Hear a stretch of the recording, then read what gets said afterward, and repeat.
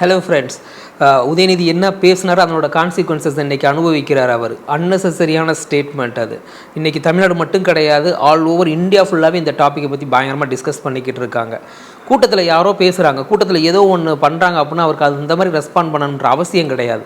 நுணலும் தன் வாயால் கெடும் அப்படின்றதுக்கு இது ஒரு நல்ல எக்ஸாம்பிள். அவர் அதை பேசிட்டார். பேசினதுனால இன்றைக்கி காலையில் தாவேக்கா கட்சி, மாதர் சங்கம், இவங்க எல்லாம் தாவேக்கா கட்சியில் இருக்கக்கூடிய அமைப்பு தான். எனக்கு தெரிஞ்சு மாதர் சங்கம் இதுக்கு பெருசாக ரியாக்ட் பண்ண மாதிரி தெரியலை. ஸோ அவங்க கம்ப்ளைண்ட் பண்ணதுனால இன்றைக்கி காலையில் அவர் அரெஸ்ட் பண்ணுற மாதிரி ஆனது. அங்கே ஆல்மோஸ்ட் திமுகவில் இருக்கக்கூடிய முக்கியமான புள்ளிகள் எல்லாருமே இருந்தாங்க. ஈவன் அவ்வளோ வயசான காலத்தில் பெருசாக வெளியே வர்றதில்லை. துரைமுருகனுமே அங்கே வந்துட்டார், மாசு இருந்தார், சபரீசன் எல்லாருமே இருக்காங்க. இப்போ உதயநிதி ஸ்டாலின் அரெஸ்ட் பண்ணியிருக்காங்க. இதுக்காக ஆல் ஓவர் தமிழ்நாடு டிஎம்கே ஃபுல்லாக பயங்கர லெவலில் போராட்டம் பண்ணிக்கிட்டு இருக்காங்க. எனக்கு பார்க்கவே காமெடியாக இருக்குது. எதுக்காக இந்த போராட்டம்? இதுக்கு முன்னாடி உங்கள் ஆட்சியில் யாரையுமே நீங்கள் அரெஸ்ட் பண்ணலையா? உங்கள் ஆட்சியை பற்றி ஏதாவது ஒரு சின்னதாக ஒரு ட்வீட் பண்ணாலே அவங்கள மிட் நைட்லலாம் அரெஸ்ட் பண்ணீங்க, அவங்கள எவ்வளோ கஷ்டப்படுத்துனீங்க. இப்போ இவர் பேசியிருக்கிறதுக்கு கம்ப்ளைண்ட் கொடுத்துருக்காங்க, அரெஸ்ட் பண்ணுறாங்க. இவர் பேசுனதில் எந்த தப்பும் இல்லைன்னா போகட்டும், ஸ்டேஷனில் என்னன்றதை எக்ஸ்பிளைன் பண்ணட்டும், இல்லை கோர்ட்டில் போய் எக்ஸ்பிளைன் பண்ணட்டும். உங்கள் டிஎம்கேட்ட பயங்கர ஒரு ஸ்ட்ராங்கான லீகல் விங் இருக்குமே, அதை வச்சு அதை ஃபேஸ் பண்ணுங்கள். எதுக்கு இவ்வளோ பெரிய போராட்டம்? எனக்கு புரியவே இல்லை. அதே மாதிரி டிஎம்கேல இருக்க ஒரு ஆளு கூட தெரியாது அவர் பேசுனது தப்புன்றது. எல்லோரும் எப்படி அந்த கட்சியில் எல்லோரும் ஒரே மாதிரி இருக்கீங்க, இதுக்கு முட்டு கொடுக்குறீங்க? அவர் என்ன ஸ்டேட்மெண்ட் சொன்னார்? அவர் அங்கே தேவையில்லாமல் த்ரிஷாவை பற்றி சொல்கிறாங்க அப்படின்னா அவர் அதை கடந்து போயிருந்துருக்கணும். அதுக்கு ஒரு ஸ்டேட்மெண்ட் சொல்கிறாரு. அது வேறு யாரையாவது எதையாவது குறிப்பிட்டு சொல்ல முடியுமா? அதை நான் திரும்ப அந்த டாபிக் எனக்கு பேசவே ஒரு மாதிரி இருக்குது. உங்கள் வீட்டில் ஏதாவது ஒன்று தண்ணி வந்துச்சு வரலன்றதெல்லாம் பேச முடியுமா? இதுக்கு போய் போராட்டம் பண்ணிக்கிட்டு இருக்கீங்க, தெரியலை. அதே மாதிரி இப்போ இது கேஸ் 9 சார்ஜஸ் பண்ணியிருக்காங்கன்னு நினைக்கிறேன். 3 நான் பெயிலபிள். பட் ஆனால் அப்படிலாம் இருக்க வாய்ப்பு கிடையாது. கண்டிப்பாக இதிலேருந்து இவங்க வெளியில் வந்துடுவாங்க. இந்த கவர்மெண்ட்டுமே இதை பெரிய சீரியஸாக எடுத்துகிட்டு போகாது. ஏன்னா அன்னெசரியாக இதை போய் நம்ம கேஸ் பண்ணி இவருக்கு தேவையில்லாமல் ஒரு பிரபலத்தை ஆல்ரெடி பிரபலம் தானாலும் இந்த கேஸை வச்சு, ஏன்னா டிஎம்கே அப்படி தான் இருக்குது. இன்றைக்கி அவர் போகையிலே நானும் ஜெயிலுக்கு போகிறேன்ற மாதிரி தான் போகிறாப்புல. பேசுனதை பற்றி அவர் ரியலைஸ் பண்ணவே இல்லை, ரியலைஸ் பண்ண போகிறதும் கிடையாது. இது தப்பே இல்லைன்ற மாதிரி தான் சொல்லுவாங்க. விஜய் பண்ண தான் தப்பு அப்படின்ற மாதிரி கொண்டு வருவாங்க. இது அந்த அரசியல் அப்படி தானே பண்ணிக்கிட்டு இருக்காங்க டிஎம்கே. இது ஒன்றும் புதுசும் கிடையாது. அதே மாதிரி அவங்க பிளட்லேயே அப்படி தான் இருக்குது. ஃப்ரம் கலைஞர் காலத்திலேருந்து இப்போ இவர் இளைய கலைஞராம்ல. கலைஞர் இந்திரா காந்தி அம்மையாரை பற்றி பேசுனது, ஜெயலலிதாவை பற்றி பேசுனது, அதெல்லாம் பார்க்கையிலே ஒரு மாதிரி அருவருப்பாக இருக்கும். அதுக்கப்புறம் அதே மாதிரி தான் மு.க. ஸ்டாலின், நம்ம மோடி, ஜெயலலிதா அவங்கள அண்ணலும் நோக்கினால் அவளும் நோக்கினால்ன்ற மாதிரி அவங்களுக்குள்ள கள்ள கூட்டணி எந்த மாதிரி அதை ஃப்ரேம் பண்ணுறாங்க. இன்றைக்கி அதே மாதிரி உதயநிதி ஸ்டாலின் இளைய கலைஞர் அவர் என்ன செய்கிறாரு? பழனிசாமி, ஏற்கனவே பழனிசாமி அப்படி தான் பேசினார். பழனிசாமி சசிகலாவை அப்படி பேசினார்.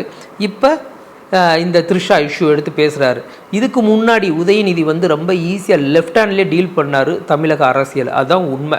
ஏன்னா ஒரு ஸ்ட்ராங்கான ஆட்சி கிடையாது. எடப்பாடி பழனிசாமியாக இருக்கட்டும், இல்லை சென்ட்ரலில் இருக்கக்கூடிய பிஜேபி நம்ம மோடி கவர்மெண்ட்டாக இருக்கட்டும், எல்லாரையும் லெஃப்ட் ஹேண்ட்லேயே டீல் பண்ணாப்புல. ஒரே ஒரு செங்கக்கல்லை தூக்கியே மொத்தமாக அந்த டைம்லலாம் ஆட்சிக்கு வந்துட்டாங்க, சிம்பிளாக. பட் இப்போ அப்படி கிடையாது. ட்ரூத் இப்போ அப்படி கிடையாது. டிவிகே கவர்மெண்ட் நல்லா பண்ணுறாங்க. யங்ஸ்டர்ஸ் நிறையா மாறிட்டாங்க. அப்படின்றதுனால இறங்கி இந்தளவுக்கு தரம் தாழ்ந்து இவர் அரசியல் பண்ணணுன்ற நெசசிட்டி வந்துருச்சு. பட் ஆனால் அதில் இன்னும் கொஞ்சம் அவர் கவனமாக இருந்திருக்கலாம். பட் இந்த இதில் எத்திக்கலாக அவங்க பேசுனது தப்பு. பட் லீகலாக இதில் ஈஸியாக வெளியில் வந்துடுவாங்க. இதை தவிர்த்து நம்ம கவனிக்க வேண்டியது கூட்டணி கட்சியில் இருக்கக்கூடிய தேமுதிக, பிரேமலதா விஜயகாந்த் இன்றைக்கி கொடுத்துருக்காங்க பயங்கர சப்போர்ட். அவ்வளவு இது பண்ணியிருக்காங்க. யாருக்கு? உதயநிதி ஸ்டாலின் அவர்களுக்கு. அவர் பேசுனது தப்புன்றது உங்களுக்கு தெரியல மேடம். இந்த இஷ்யூவில் நீங்கள் அட்லீஸ்ட் பேசாமையாவது இருக்கலாம். எல்லாத்துக்கும் இது பண்ணுறது, அவரை அரெஸ்ட் பண்ணதே தப்பு, இதில் எங்கே ஜனநாயக உரிமை இல்லை, பேச்சு உரிமை இல்லைன்றீங்க. கம்ப்ளைண்ட் பண்ண அரஸ்தானே பண்ணுவாங்க. உடனே அவங்க சொல்கிறாங்க, ஏன்னா நாளைக்கு சட்டசபை கூட போதான், சட்டசபை கூடுறதுனால இவர் நாளைக்கு வந்துடக்கூடாதுன்றதுக்காக இப்போ உடனே அரெஸ்ட் பண்ணியிருக்காங்களாம். என்ன ஸ்டேட்மெண்ட் இது? அவர் அப்படியே அவர் சட்டசபையில் அப்படியே அவங்க கேட்குற கேள்விக்கெல்லாம் பயங்கரமாக பதில் சொல்லிட்டு போயிடுவார். பார்ட்டி ஃபண்டுன்னு கேட்டார், கிளம்பி போயிட்டார். இவர் எதுக்கு பயப்பட போகிறார்? விஜய் உதயநிதி ஸ்டாலின் வர்றதுக்கு எதுக்கு பயப்பட போகிறார்? அதனால் சம்மந்தம் இல்லாமல் ஏதாவது பேசுன்றதுக்காக பேசாதீங்க. தேமுதிக கட்சி ஆல்மோஸ்ட் இப்போ டைல்யூட் ஆகிக்கிட்டு இருக்கு. இந்த மாதிரி எல்லாம் சப்போர்ட் பண்ணி உங்கள் பேரையும் எடுத்து தேமுதிகவும் மொத்தமாக முடிச்சிருவீங்க போல் தெரியலை. அடுத்த அந்த கட்சியில் இருக்கக்கூடிய நிறையா அந்த இவங்க இருப்பாங்க, நக்கீரன், கோபால், வெற்றிமாறன், பா ரஞ்சித் அவங்களாம் சோசியல் ஆக்டிவிஸ்ட்டாக காட்டிக்கிடுவாங்க. பட் ஆனால் திமுக செய்கிற எந்த தப்பையும் கேட்க மாட்டாங்க. இப்போ எல்லாம் உங்கள் திரைத்துறையில் இருக்கக்கூடிய ஒரு அம்மையாரை பற்றி தான் பேசியிருக்காங்க. வெற்றிமாறன் சாரில் தான் பேச வேண்டியதானே, இது பேசியிருக்கிறது தப்பு, இந்த மாதிரி பேசியிருக்கக்கூடாதுன்னு சொல்ல வேண்டியதானே. படத்தில் மட்டும்தான் எல்லாம் வைக்கிறது. இந்த ஸ்டேட்மெண்ட்டை தான் சொல்லுங்களே பார்க்கலாம். நக்கீரன் கோபால் பெண்களுக்காக அப்படியே அப்படியே பொங்கி எழுவார். அந்த மீடியாக்குள்ளே போய்கிட்டு அப்படி வச்சுக்கிட்டு மீசியை திருகி விட்டுக்கிட்டு அப்படி அட்டிக்கிறாங்க சார், அப்படி சார் மனுஷங்களா நீங்கள்லாம் அப்படியா இப்படியான்னு பேசு. விஜய் பற்றி த்ரிஷாவை பற்றி இவர் பேசியிருக்காரு உதயநிதி ஸ்டாலின், கரெக்டாக? அது மீடியா தானே நடத்துகிறீங்க, மீடியாவா இல்லை வந்து அது திமுகவுக்கு சொம்பா? உங்கள் மீடியாவில் பேசுங்களேன். உதயநிதி ஸ்டாலின் அந்த ஸ்டேட்மெண்ட் பேசியிருக்கக்கூடாது, அவர் தப்பு பண்ணிட்டாரு, அவர் த்ரிஷாட்ட மன்னிப்பு கேட்கணுன்றத பேச முடியுமா? உங்களால் பேச முடியாது. ஒரு சார்பாக இருக்கீங்க தமிழ்நாட்டில், ஒரு குரூப் அப்படியே கம்ப்ளீட்டாக ஒரு சார்பாக இருக்கீங்க. அதுதான் ப்ராப்ளம். அதனால தான் இன்றைக்கி வரைக்கும் அடுத்து அப்பாவுக்கு அடுத்து மகன், மகனுக்கு அடுத்து பேரன், இந்த மாதிரி போய்கிட்டே இருக்குது. ஸோ இந்த இஷ்யூவை பொறுத்த வரைக்கும் அவங்க ஆல்மோஸ்ட் 9 சார்ஜஸ் பண்ணியிருக்காங்க. 3 வந்து நான் பெயிலபிள் ஆக்ட்னு நினைக்கிறேன். பட் அப்படிலாம் இருக்க வாய்ப்பு கிடையாது. கண்டிப்பாக வந்து இதில் இருந்து திமுக வந்து உதயநிதி ஸ்டாலின் வெளியில் வந்துருவார். இந்த இன்சிடெண்ட் ஆக்சுவலி ஒரு காவேரி இஷ்யூக்காக நடந்தது.